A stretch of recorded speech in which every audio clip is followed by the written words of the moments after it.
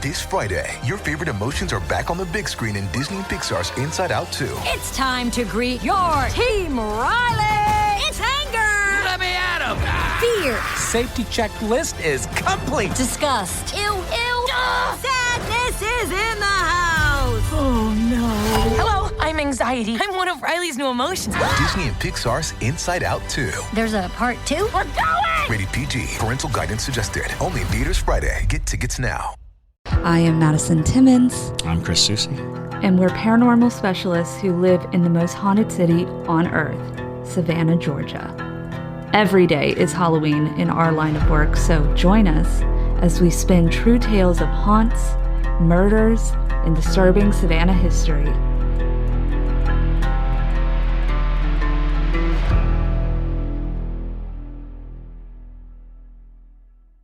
I'm Madison. I'm Chris. And welcome to the most haunted city on earth. Hello, and welcome back to another episode of the most haunted city on earth. My name is Madison Timmons. And I'm Chris Soucy. And I'm Porgy. Porgy. Where's Bess? What? Where's Bess? Bess. Porgy and Bess? Oh, no, I was talking about the fish.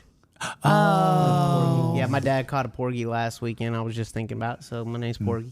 I was thinking of mid-century musical theater. That's what I was thinking, but No. incorrect. I'm too redneck for that. Oh, no. Don't you have a theater degree?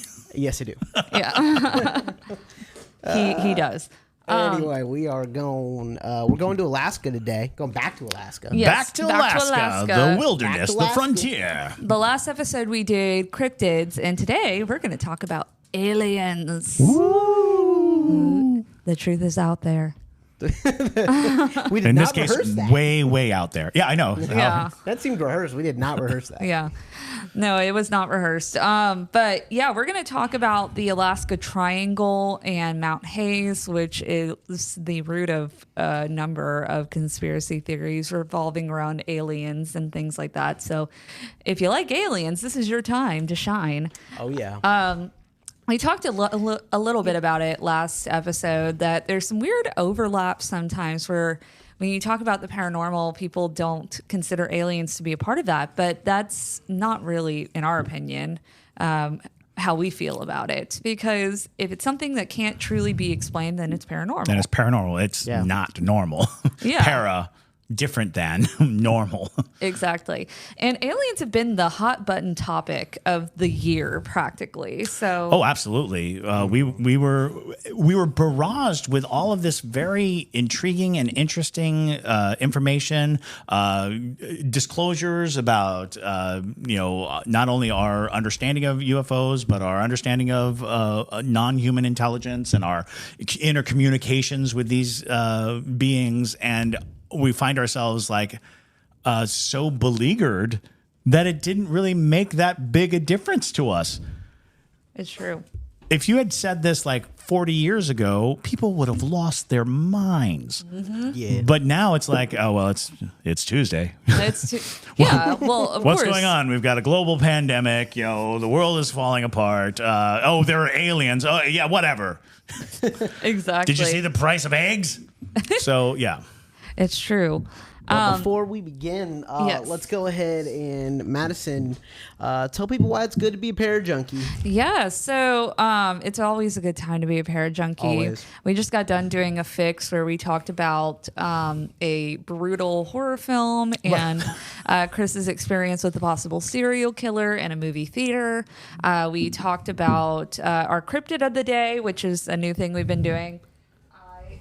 I got this book called Cryptids, Creatures, and Critters while I was in Charleston a couple weeks ago. And it literally is just a book of little bite-sized bits of information on different cryptids and creatures from around the world, all sorts of monsters and stuff. Very fun, very fascinating. So we've been flipping to a random one and seeing what we get for the day.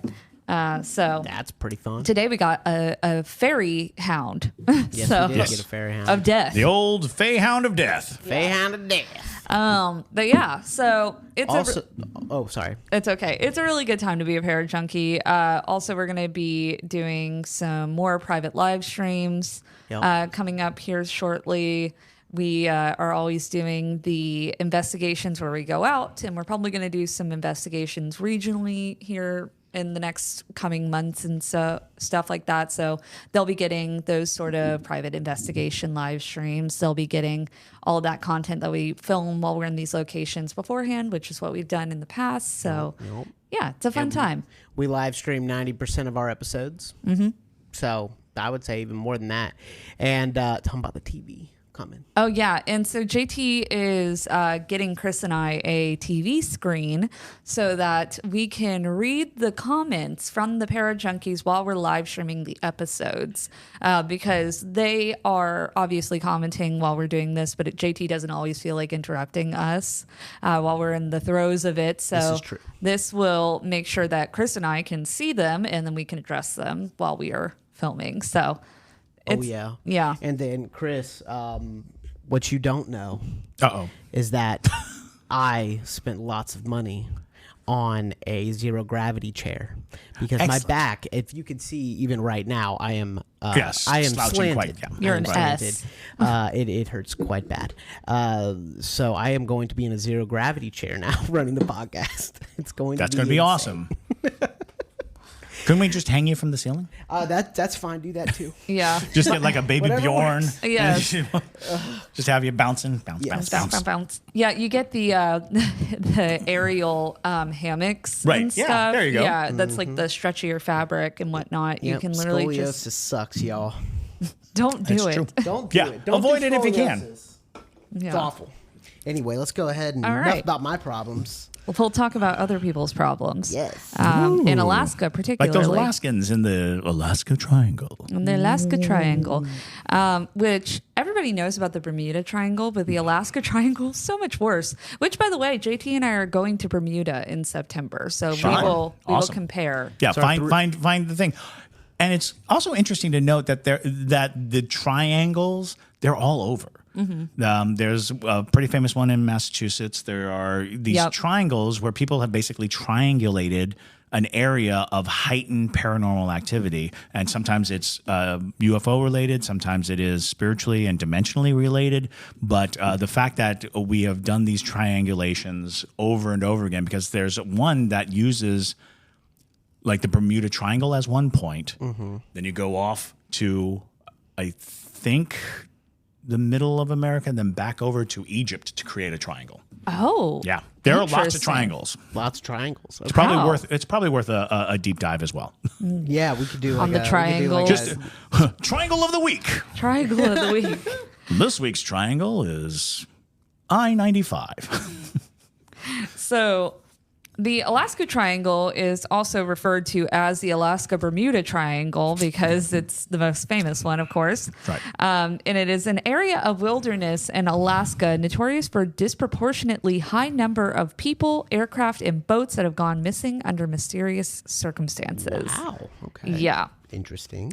This triangle connects the state's largest city of Anchorage in the south to Juneau in the southeast panhandle and to Barrow, a small town on the state's north coast. Mm. So Barrow, Alaska. That's isn't that where 30 Days of Night takes place? I think it is. I think it is, and it also that's where they got the polar bears. Mm-hmm. I think they got polar bears. Yeah, and the giant polar bears that we didn't get to talk about last episode that are disproportionately larger than all of the other polar bears. Mm-hmm. But Chris is googling Barrow, Alaska. Well, now I'm like, I think I fly right through this. Through the triangle because I land in Anchorage.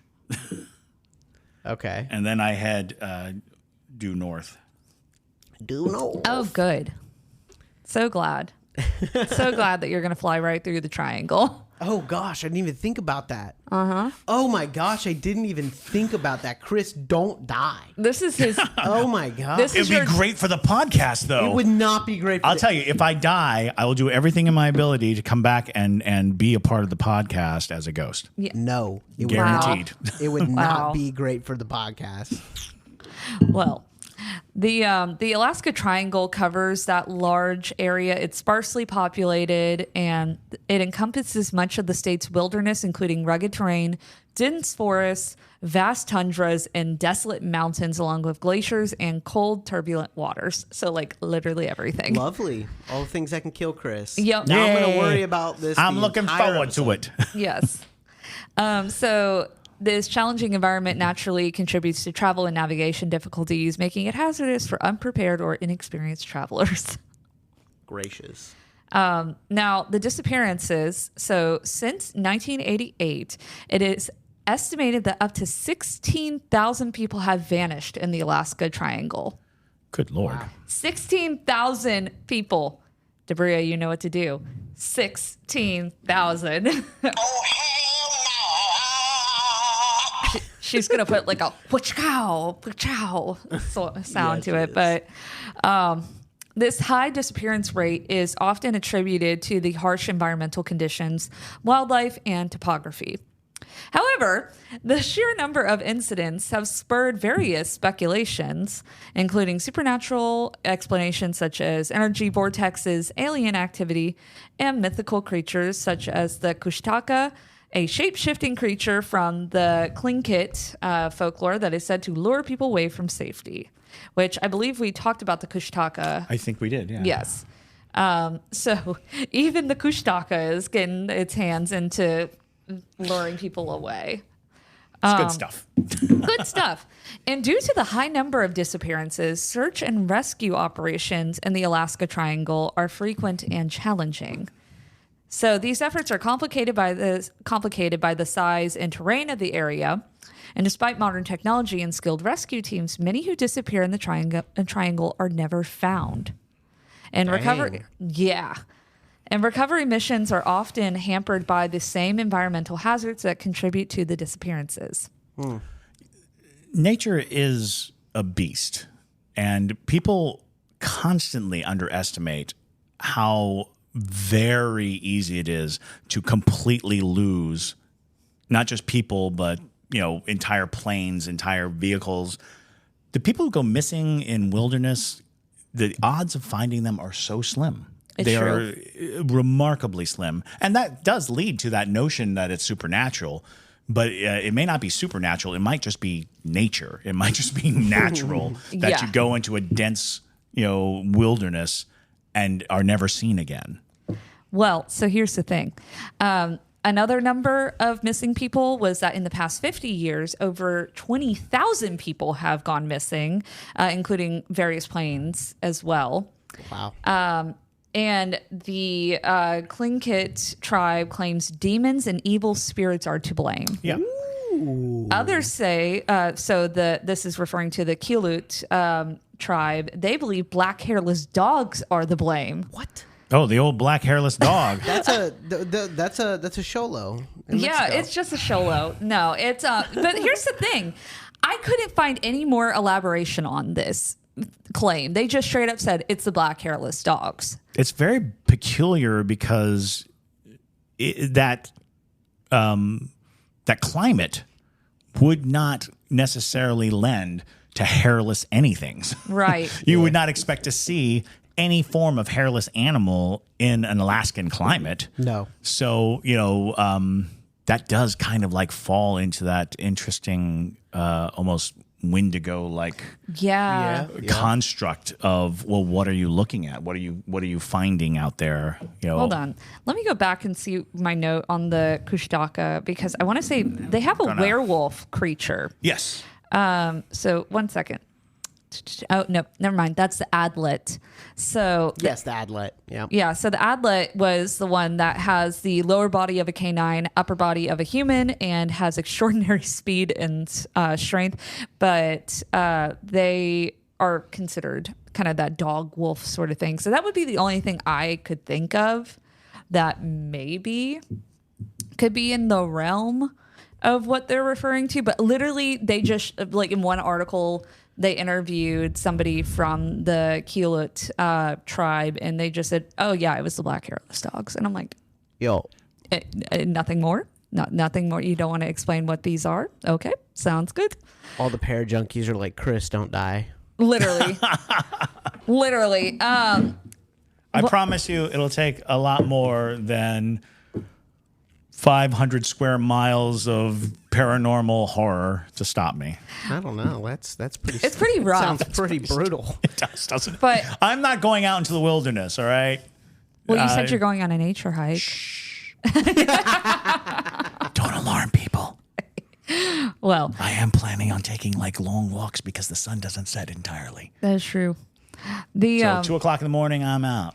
You're out wandering with the black hairless dogs. Also, maybe it'll be easier for you to see this. I don't know if it will because the sun's not setting properly, but it is said that there were more than 6,500 UFO reports that have been cited in I'll take my Alaska goggles. to date. Yes, you definitely should. Goggles. Yes. Yes. Do a deep Google rabbit hole search and just watch the videos that people have from the Alaska Triangle, other videos of UFOs, crazy stuff. Yeah, it's amazing. And it's easy to imagine, too, that UFO traffic would be very high in that kind of wilderness area. Yeah. But then there are the many conspiracy theorists to believe that most UFOs are, in fact, derived United States military vessels or things like that. And Alaska does have a military history and is one of the closest to the former USSR, outposts. So having experimental aircraft, flying around in that region makes perfect sense. And there are a lot of people who can kind of really focus on the idea that the way that these ships move that we can't fathom is a result of utilizing a different set of physics. However, that physics is man-made. It's a man-conceived because the West almost entirely depends on Newtonian physics. It turns out there is another form of physics that is not widely accepted or believed, but theoretically it's sound. And it would allow for movement that we can't, our brains just don't really comprehend. Yeah. Or at least with like no ship can move like that. It's like, well, it could if you weren't using the same principles of physics or if you were using alternate principles of physics. So, speaking of, it's funny you mentioned the U.S. military because that brings us to Mount Hayes. Dun, dun, dun. Now, Mount Hayes seems to be the focal point of the Alaska Triangle. There are obviously a variety of different things going on in this Alaska Triangle, but Mount Hayes seems to garner the most attention. It is actually at the center of the Alaska Triangle. Well, there you go. So, and which I think a lot of times these big mountain ranges get that attention when they are attracting weird activity around it. I mean, there's that whole mountain where they believe that there is a colony of people that live, or like a whole city underneath the mountain that's called Lemuria. Right. All sorts of things going on like that. But this one's a little bit different. It is not a whole different city. Now, Mount Hayes actually would be the perfect location for something like this because it's incredibly difficult to access. More people have climbed Mount Everest than gone to Mount Hayes. Wow. Well, no, that doesn't. That makes sense because Mount Everest, like you conquer Mount Everest, it's like it's a big deal in everyone's mind. But you conquer Mount Hayes, people are like, who, what? No, what? my point is that Mount Hayes, you can't conquer it. It is that hard to traverse. Okay, I can believe it. Yeah. I mean, it's in the middle of a dense wilderness. It's on a glacier. On top of that, an inhospitable area. So just getting to the mountain itself is probably a chore. And so there have been rumors that there is a secret alien base underneath it funded by the U.S. government. There it is. Yes. That's the good stuff. This is where the good stuff comes in. In the 1970s, the U.S. government hired psychics to spy on the Soviets, and that's kind of where the story begins. And this is because the Soviets were already doing this. It says Project Stargate. If yes, you ever Project want to Stargate. Look into the declassified CIA documents. A lot of this stuff very recently became declassified, so you can now look at. I think it might be the Gateway experiments and things like that. So. it's a long standing. As a matter of fact, I think that's where we get our FBI profilers, remote viewers, and things like that. All came from the same program. Yes. And before we get into Project Stargate, because that's a little bit lengthier, let's talk about the origins of this theory. The conspiracy theory is believed to have been popularized by leaked documents and reports supposedly from the U.S. government or military personnel, which have been circulated within UFO enthusiast communities. So these documents suggest that extraterrestrial beings have established a base deep within Mount Hayes. So, according to the theory, the alien base at Mount Hayes is one of several such bases around the world. It is purportedly used for monitoring human activity and conducting experiments. The base is said to be completely hidden from sight, possibly utilizing advanced technology to remain concealed. Now, Project Stargate. So Project Stargate was a secret U.S. Army unit established in 1978 for the purpose of investigating the potential for psychic phenomena in military and domestic intelligence applications. This project, along with several similar initiatives, was part of a broader program that explored paranormal phenomena, which spanned over 2 decades, ending in 1995. So the roots of Project Stargate trace back to the Cold War era. Amid growing concerns that the Soviet Union was investing heavily in psychotronic research, essentially the study of how psychic phenomena might be harnessed for strategic advantages, particularly in mind control. It was something that they were trying to figure out. But in response, the U.S. military and intelligence services began exploring similar avenues to ensure they weren't left behind in any potential new field of espionage. Which, just put a pin in that real quick. The government was so desperate to take down the Soviets that they're like, you know what? We're going to put aside our pride and we're going to bring in the psychics to do our sort of researching, which is really fascinating because in theory, you would think that the military would not be interested in that sort of lofty sort of theory. Yes, but it was interesting because in the period that we're talking about, there were huge advances in psychotropic drugs, LSD, famously the MK Ultra project. All those things were, in a lot of ways, about trying to establish a means of control over a person. And in that, there was a lot of talk and a lot of research and a lot of action towards the psychic community, believing that there were drugs that improved psychic ability. There were drugs that allowed for, a more accurate and more developed psychic phenomenon. So it is. This is a podcast episode of its own. Literally. This is a scraping. Yeah, we are really, because Stargate had very intriguing tendrils all over the world. And some of the stories that come out of it are just pretty phenomenal, really, when it comes down to it. Yeah, it's in MK Ultra, that was a very severe experiment, if you will, because they were also using sleep deprivation. Right. They were literally torturing these people to a certain degree. And hoping that they could actually redefine the reality that they existed in using these drugs and these behavioral tasks to give them an operating base that is different than the one that they were brought up with and different than the one that they had. So it's an endlessly fascinating topic. Not what we're here to talk about today. Yeah, if you want to deeper dive into Project Stargate, let us know. Yeah, we'll discuss it. But the project encompassed various sub-projects with primary focus on remote viewing, like Chris had just mentioned, which is purportedly the ability to see events, sites, or information from a great distance. So essentially, they would have the psychic in a CIA office or whatever, wherever they were. I think a lot of them, they were based in New Mexico. And they were doing these remote viewings. And then they would oftentimes give them coordinates and try to see what the psychic comes up with. And there's some really interesting cases that came out with this.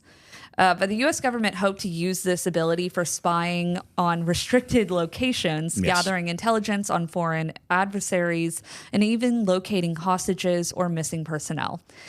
That was the hope, so they say. But they got a lot more than they were bargaining for, I think. Oh, yes, absolutely. But several individuals played significant roles in this operation, in the operations and research associated with Project Stargate.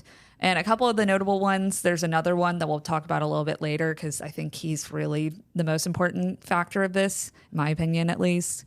But a couple of the others were Ingo Swann, and they were a psychic researcher and artist. Swann is credited with proposing the methodology for remote viewing and was instrumental in its development. And then Hal Puthoff and Russell Targ, and they were physicists who conducted early experiments in remote viewing at the Stanford Research Institute, SRI. And their work helped to define the protocols and validate the concept of remote viewing under controlled scientific conditions. So yeah, they had experiments which were like images in envelopes in other rooms or buildings or across the city, and asking people to see what the image was inside the envelope. Very fascinating experiments, really. Very, very fascinating. And the experiments typically involved subjects attempting to describe a location, object, or event from a distant place without having any prior knowledge about it other than a set of coordinates or some other minimal cue. The sessions were often conducted under strict scientific protocols to avoid any sensory cues or physical interference. Now, basically, when you get into that, there is a man named Pat Price that comes up. Right. If you really do some digging into Project Stargate. So Pat Price was very fascinating. He was a gifted psychic who was originally actually a Burbank police officer, which is not the person you would suspect to have this level of association with a project like this. Right.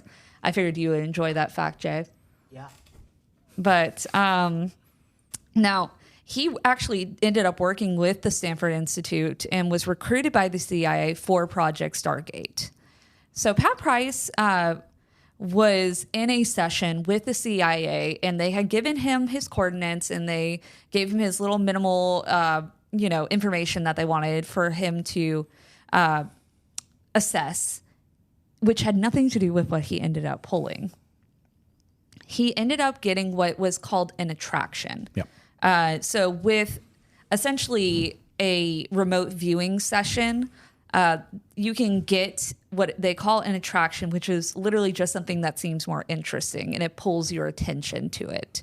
So you go away from what you're initially looking for. So he got one of those attractions, and it was to Mount Hayes, which was obviously not the topic of the session. He traveled psychically into the mountain and saw a deep underground extraterrestrial base in Mount Hayes. He could not get a sense of the aliens themselves, but he described the humanoids working side by side with humans. He believed that this was a joint extraterrestrial/military project. And he also got the sense that they were harvesting materials. Now, the materials particularly they got the vibe from was that it was gold, which is really fascinating because there are a few, if you dig into alien races and stuff, I'm trying to remember what the race is called, but there's one in particular that they believe that their home base runs on gold. Right. Well, and something to keep in mind, which is endlessly fascinating, is that gold, as long as the human being has been evaluating things, have held gold in such high standards. But gold really doesn't have a whole lot of purpose beyond being shiny when you go so far back. When you go so far back, you don't realize that gold is one of the greatest superconductors of all time, that it is essential for high electric mechanisms, and yet it was so sought after by every culture. They were mining it, they were creating all this stuff with it, and I was like, was it because it was shiny? No, I don't think so. I think there was a deeper knowledge, and that knowledge may have been extraterrestrial in origin, to say this stuff is important, this stuff is valuable, keep keep mining for it, keep digging for it. Because again, what was the gold standard? Why do we have gold? Are there not other shiny rocks that we could have used? Exactly. Because it's what you utilize gold for in most cases prior to the modern era was decor. It was for decoration, or you literally like, look at my shiny rock, I bet it's worth your house. It's like, okay, I'll take the shiny rock. But that's a whole house. So I find it endlessly fascinating when you try to go back. It's like, why were the Egyptians looking at gold with such reverence? And there was a lot of belief that the caps of the pyramids were actually gold at one point. There was a gold sheath that went over them, and people believe that was for communications or for some kind of power transferal system. So yes, gold, very fascinating subject of why we chose it to be our means of commodity, really. Well, and the pyramids are a whole different podcast as well. My goodness, we're just touching upon so many things that we'll have to come back to. Yeah, because again, very deep, hard to grasp sort of things without going super into it. But basically, though, that's interesting also because Alaska is one of the bigger states where people go to pan for gold. Right. Yes. So I'm one of the last, kind of untouched wildernesses for gold, because the gold rush really did deplete a lot of the readily available gold. Right. Like, if there was a vein, they demolished everything in its way. And so the gold rush really did pull that resource almost entirely out of the West. So it's very rare to find like a good mother lode or a big vein of gold. But in the wilderness of Alaska, if you ever watched Rudolph the Red-Nosed Reindeer, Yukon Cornelius was looking for gold. Gold. Yeah. If you don't know what we're talking about, I'm so sorry. That was probably disturbing. But yeah, so he got this feeling that they were mining or for resources, essentially. And what was interesting about this is about him mentioning the military in particular is that there was a military base called Fort Greely that is only 30 miles away from Mount Hayes, which, in my opinion, what an interesting place to just plop a military base. Just because if Mount Hayes is that inhospitable of a landscape where you can't even just go to climb the mountain as an experienced mountain climber, why are you plopping a military base there if it's not for a reason? So nonetheless, but also at Fort Greely, a number of unexplained phenomena has occurred, including I'm trying to remember exactly what it was, but it was like literally like a giant alien creature that walked through the fort. Well, there you go. So now, could that have been a really bored soldier who decided to take some illicit drugs? Maybe. But you never know. And yeah, especially when you're dealing with so many corroborating stories of weirdness and strangeness and oddities. And so after this remote session, a little incident would happen, if you will. Shortly after, Pat Price was found mysteriously dead in his hotel room in Las Vegas. His family had not been notified before his body was cremated. Oh, boy. And in the hotel room where they found him, he had files near his body that were his findings from the remote viewing work. Okay, but why would they leave the files? Why to make it look like they didn't kill him. But he had also met with with government officials only a day before. Not to mention they could have easily doctored them so that it doesn't reveal the truth. Mm-hmm. Oh, yeah, now you're right. Yeah, no, that's some X-Files junk right there. It is. Well, so here's the thing. Like I said, he met with these government officials the day before. That was why he was in Las Vegas. And That was the Do we need to express to you that Las Vegas is literally a stone's throw away from Area 51? Precisely. So really the theory with that is they believe that Pat Price found a little bit too much information. He stumbled into a vast conspiracy that was not meant to be known. I could speak to this, but I actually am not allowed to. So yes, there is a lot of indication about what connection was being made at the time. And there are, because Mount Hayes is not the only base that was uncovered in this manner and in this fashion. Exactly. Well, and I think as well, an important point to bring back, this man was a police officer that was recruited by the CIA. It wasn't like he was an active conspiracy theorist. This man worked in a government setting. So trained to observe, trained to report, always looking for details, very detail oriented. And these are the kinds of things that they actually look for in these types of operatives in the first place. Most remote viewers were, in fact, from the private sector or in the military with the kinds of responsibilities that do not lend to flights of fancy or flights of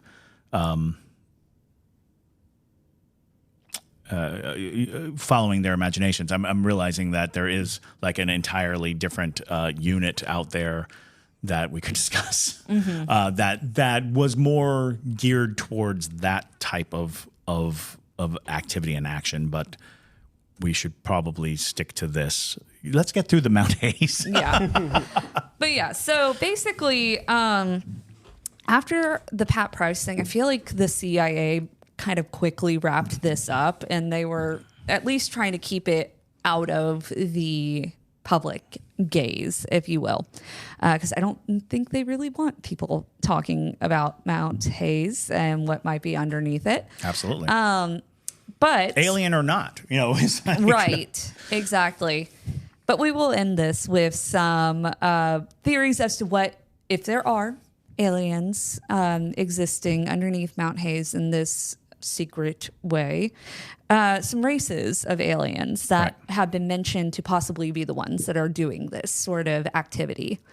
So the spirit or the aliens that are often cited are, number one, the Greys, which everybody's favorite, the Greys. And people generally believe that the Greys are the alien race most affiliated with the government. Meaning this contact was established a long time ago, that the relationship has been going on for a long time. So Greys and the government conspiracy go back a long way. And I want to say Greys are probably the most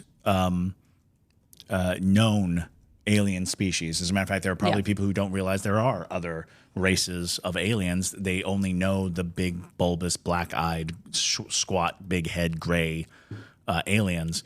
But I think that a lot of that has to do with the fact that so many people have encountered them. Exactly. And the reason why so many people have encountered them, people believe, is because they are granted certain asylums and privileges in our airspace and in our country. Which also, I think the Greys particularly have been cited with a lot of the speculation of experimentation. Right. Absolutely. Which, important thing to note that I forgot to mention, in the Alaska Triangle, total side note, there was a period of time in the middle of the deep woods where they were finding massive animal carcasses, including a killer whale found in the middle of Alaska, hundreds of miles away from the ocean, like a full orca in the middle of the woods. So what a lot of people believe is that the aliens, once they're done with their experimentation, they just plop the carcass back into the middle of the woods. So, and pretty famously, a long-going conspiracy belief is like cattle mutilation, animal mutilation, because of the variety of damage done to these specimens' bodies. People are like, well, it's not just like an animal attack. They're being stripped. Parts of their body are almost surgically removed. Things are, so it does raise a lot of questions of how did this get here and why is it in this condition? Well, and that was exactly how these animals were found. They were like literally mutilated horribly. But how does an orca get hundreds of miles to the center of Alaska? But that's just one thing. Anywho, back to the Greys. So the Greys are perhaps the most iconic alien species in UFO lore. They are typically described as small beings with large heads and big black eyes. They are often depicted as the primary race involved in abductions and experiments on humans. Theories involving Mount Hayes sometimes suggest that the Greys use this remote location as a covert base for monitoring human activities and conducting biological research, which would sound pretty on par for them. Exactly. The second race often cited is the reptilians, which personally I think are the creepiest ones. So reptilians, in many instances, people believe that reptilians disguise themselves as humans and utilize some kind of camouflage or literally just put masks over their faces. But that is something that you always hear, and the concept of the Greys and the reptilians actually being kind of at war or at odds with each other makes it very interesting when people start to talk about they believe that reptilians have become more a part of our society, covertly, whereas the Greys seem to be in an observational mode and in a experimentational mode. Right. And reptilian aliens are, as you can see, another popular group. And they are described as humanoid beings with reptile-like features. They are often portrayed as highly intelligent and capable of shape-shifting, which allows them to infiltrate human society. Some theories propose that reptilians are involved in global governance and may use places like Mount Hayes as strategic sites for their operations on Earth. The third option is the Nordics. Nordics are described as exactly what you would think. You kind of feel bad for the Nordics. Yeah. They basically look like Tolkien elves. Yeah, they do. Long, white-haired, pale. Yep. They are described as tall, fair-skinned, and fair-haired beings that resemble Scandinavian humans. They're often associated with benevolent interactions of humans, unlike the more sinister activities attributed to Greys and reptilians. In the context of Mount Hayes, Nordics are sometimes theorized as being part of the coalition of alien races working together in the secretive base. So that some people think that it's like a little melting pot of alien races. And it's funny because the Nordics are oftentimes linked to angel sightings. People are mistaking these Nordic aliens I'm calling them Nordic aliens we refer to as Nordics, as angels because they appear, and they're brilliant lit, flowing white hair, very angelic, because apparently they also, anybody who's in their presence feels at ease, at peace, and a little aroused. So, there is obviously a trend in thinking that there's some kind of heavenly connection with the Nordic aliens. And then our last option, which I think might explain whatever the person saw at the Fort Greely, is the tall whites. So, sure. Yeah. So similar to Nordics, tall whites are said to be another race of benevolent extraterrestrials. They are characterized by their height, pale skin, and sometimes elongated features. They are less commonly associated with Mount Hayes, but do appear in broader alien-based conspiracy theories, which, again, would be in that realm of their thinking. Maybe it's like a mass hub of all of the alien like the Men in communication. Black headquarters. Right. Yes, aliens exactly. coming from all different places. And worth suggesting that there's a lot of belief of interdimensionality rather than extraterrestrial. Extra-dimensional, the idea that there are places, and we talk about it enough with in hauntings and things where there are vortexes and where there are places where spirits can cross through the veil. If you thought of it as dimensional, these other dimensions might just be home to these alien races, and in certain places like Mount Hayes, there might be some ability to just cross from one dimension into ours. So there's a lot of conversation and discussion, and when you talk about extraterrestrial, extra-dimensional, paranormal, planes of heaven and hell, they all start to blur when you really get into a deep conversation about, well, how are they escaping,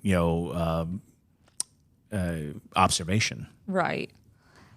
Well, bringing it back to the black hairless dogs, is there an alien race that would be depicted like something like that? And that's what that tribe is referring to. So there is also the belief that that aliens spend a lot of their time trying to genetically engineer life, utilizing these experimentations, these mutations. Like they're finding these bodies in the middle of the woods. What exactly is the ultimate goal? And it might be to create life forms. And a lot of people, and going deep into conspiracy theories, the concept of coming to this planet, sampling our life forms, trying to come up with a drone class of workers, a drone class of support that they could just grow, that they could just manufacture. So yeah, there's a lot of theories out there, and you can kind of lose yourself if you just keep following these various and varied conspiracy theories. But when you think of the black skinless dog, there is an entity that comes to mind, and that is the Rougarou, which is the dog man in Louisiana, who many people think is some kind of reference to Anubis. From Egypt. Interesting. Again, dealing with the notion and concept of these beings that had dog heads, their skin was shiny black. They were not covered in fur. Even though they were jackal-headed, they were flesh, hairless dogs. And imagine if you saw one of these figures skulking around, and all you can say is, well, it was black-skinned, it had the features of a dog, no fur. Because a lot of people believe that the ancient Egyptian gods might have been some kind of alien race or, interdimensional group. So yeah, if you wanted to start digging, and we can dig all day long, and we will find ourselves in a deep, deep hole. Because that was the one thing that was really boggling my brain was, I'm like, how is it furless? Where is the fur? That is a cold place. Because even the Rougarou is usually depicted as a dog, like a dark fur. But I had heard accounts where it just seemed to be this giant black man with a dog head, which led people to kind of lean towards the idea of the Egyptian, like this is some kind of derivative of Anubis, of this jackal-headed deity. And I was like, oh, that's kind of interesting. So when I first heard, the black hairless dog, because if you shaved a black-haired dog, its skin is not black. And so that kind of comes to that distinction. Although apparently if you were to shave a polar bear, the skin is black. Really? Yeah. True. A polar bear, his skin is black, but his hair is actually clear. And it creates a refractive light situation where they appear white and it appears like they have white fur, but their skin is actually black. And you cannot cuddle them, believe it or not. I know. Don't try. They're so cuddleable. I know. I was very upset when I found out that polar bears kill people because it just seems like it seems like they're asking for love. They look like look how cute. Their It little will maul you to Coca-Colas. death. Yeah, exactly. Coca-Colas. Like we saw them in the zoo and they're playing with their towels and they're grabbing their feet and rolling around and you're like, that's so cute. And then some kid falls in there and gone. They're mean. So Jim said, I've been on this alien deep dive, Diana Wash Pasolka. She's awesome. She's religious scholar that has found stories in the Bible that could be alien experiences. Oh, absolutely. Melissa says, you've awoken my childhood nightmares. And so that's crazy. Good. That's what we're here for. Well, there's even that story in Chimney Rock where these people for multiple days in the 1900s, which is obviously not that long ago. It was the early 1900s, but nevertheless, where they were seeing these white beings fighting on the top of Chimney Rock. Yeah. And I've always thought that was alien behavior because they always said it was angels, but I'm like, oh, I don't know. It could be the Nordics. Could be the Nordics. Could be, you know, be the any number of Nordics. things. But, you know, nevertheless, I hope you enjoyed our alien talk, our annual alien episode, basically, that ends up appearing. And if you want to hear more about aliens or this subject, please, you know, let us know. Send us an email or drop us a line. Yeah. Chris, don't die. That's really the important thing. I make no guarantees. No guarantees. No guarantees. I will do my best. Don't get eaten by a polar bear on your... That I can almost guarantee will not happen. Yeah. We'll still have one more live stream before Chris heads to Alaska. Yeah. We get a little more Chris. I mean, Yes. I am flying American Airlines. So Oh, no. Boy, that's probably the scariest part. That is. Oh, boy. No Delta. No Delta to Alaska. Well, anywho, thank you all so much for listening to today's episode. Hopefully your brain is spinning as much as ours is. But with that, my name is Madison Timmons. I'm Chris Susi. And stay spooky, y'all.